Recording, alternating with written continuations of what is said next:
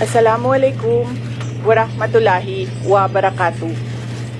Madayaw, maayong adlaw kaninyong tanan. Magandang araw sa inyo lahat. Proverbs 19 verse 21 states, "Many are the plans in a person's heart, but it is the Lord's purpose that prevails."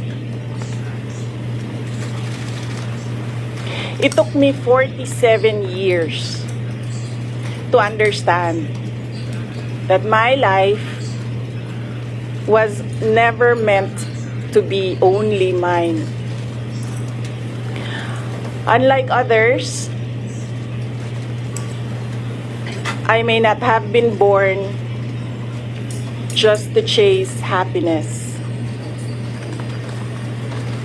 For a long time, I questioned the weight of responsibility to my family, to my country, to everyone who called on me.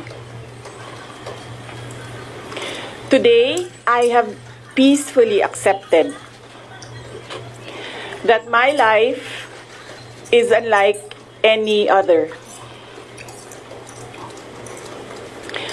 Sa unang mga buwan ng aming mga termino, nakita ko na ang kawalan ng katapatan ni Bongbong Marcos Jr. sa mga pangakong binitawan noong kampanya. Pati na sa kanyang sinumpaang tungkulin para sa bayan. Dahil hindi ko kinaya na maging bahagi ng 2025 national budget na tadtad ng katiwalian. Pinili kong umalis sa kabinete kahit alam ko na mula pa noong 2023 na ang magiging kapalit ay ang aking impeachment. Mga kababayan, humihingi ako ng paumanhin. Patawad kung tinulungan ko mahalal si BBM bilang Pangulo ng ating bansa.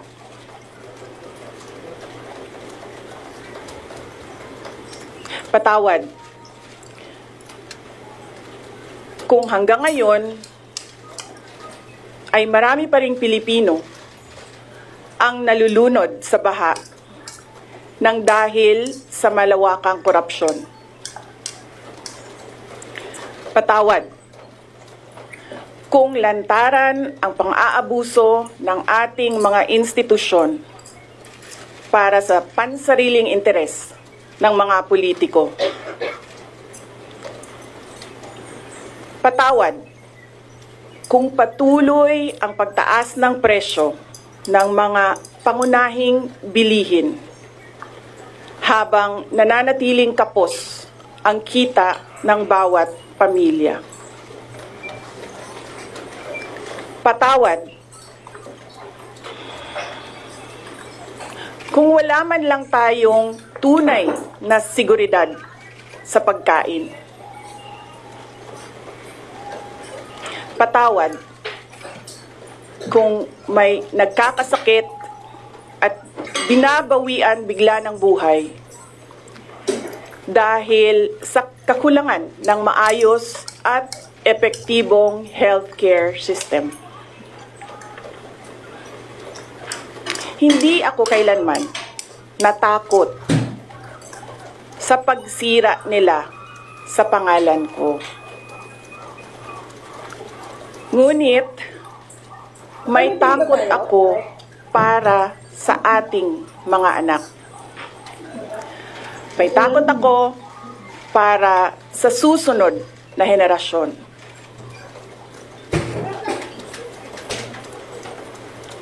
May takot ako para sa mga kababayan nating walang bahay sa ibang bansa. Walang pangalawang pasaporte, walang ibang matatakbuhan kundi ang Pilipinas. Kahit ito'y patuloy na nalulugmok sa kahirapan. Na ako'y kahadlok, nga moabot ang adlaw na dawaton na lang nato ang kapobrihon isip kapalaran. Nga maanad na ta sa sayop, nga mawad-an na lang ta og paglaom. Ug labaw sa tanan na ako'y kahadlok,